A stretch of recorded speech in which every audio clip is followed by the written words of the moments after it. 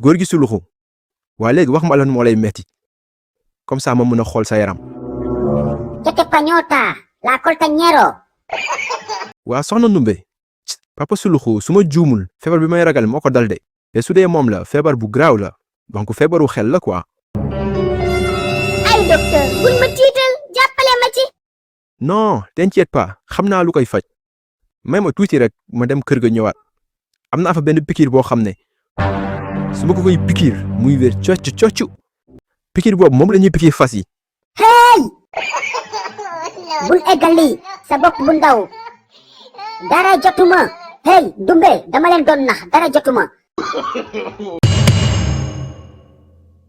Ndumbe ma femme ndogu bi fu mu toll gaawal togg ginaar te tëj sa waañ bi.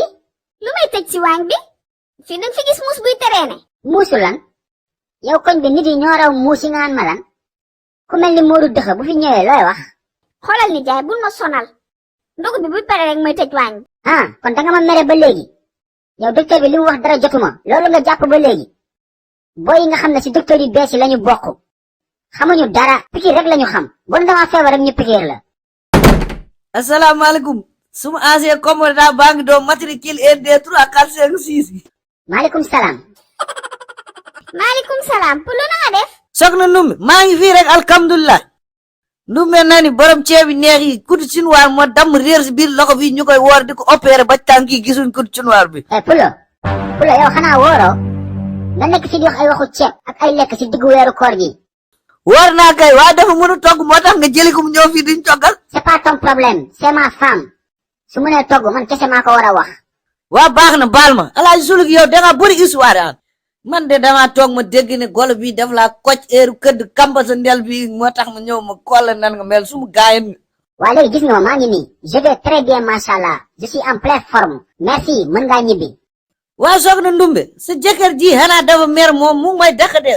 siis kese ko jàpp ginaar yi ma togg ndog moo tax bëggul nga toog mais yow toggal tey moom maa la invité ndog. Ndumbe yow da ngaa jënd ginaar gi bañ invité waate Pulo xoolal bul ma fontoo de sors de chez moi. génn moom yaltaan damay ndogu bu pare xëdd ma xaar reer ma soog ñibbi.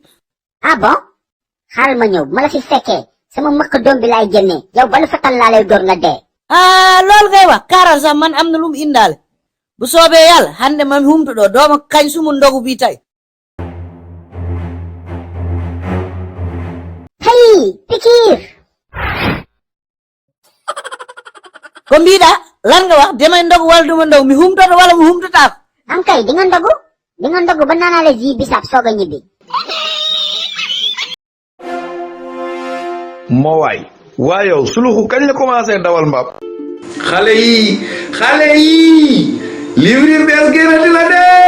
waaw vacances yi am ngeen lu leen wéetali de ñaari livre suluxu yu bees tàq tome 4 ak tome 5 lañ leen indil. bii pa da ngay am livre de lecture ak question de compréhension. ngeen foog ne foofu la yemul foofu de da ngay amaale livre coloré yaa suluxu di coloré suluxu di coloré Ndumbe di coloré Malick ak ñeneen. kan nga bëgg coloré yow. Je veux colorier Jackson Birumafé. Jackson Birumafé nga bëgg coloré yow nag kan nga bëgg coloré. Moi, je veux colorier le Tiaya de Suluku. yow Tiaya Suluku nga bëgg coloré. léegi nag dégg ngeen ko daw leen gaaw wax seen papa yi seen yaay yi seen tante yi seen nijaay ñu jëndal leen livre Suluku. numéro baa ngi noonu affiché si écran bi yéex ñàkk la daw leen.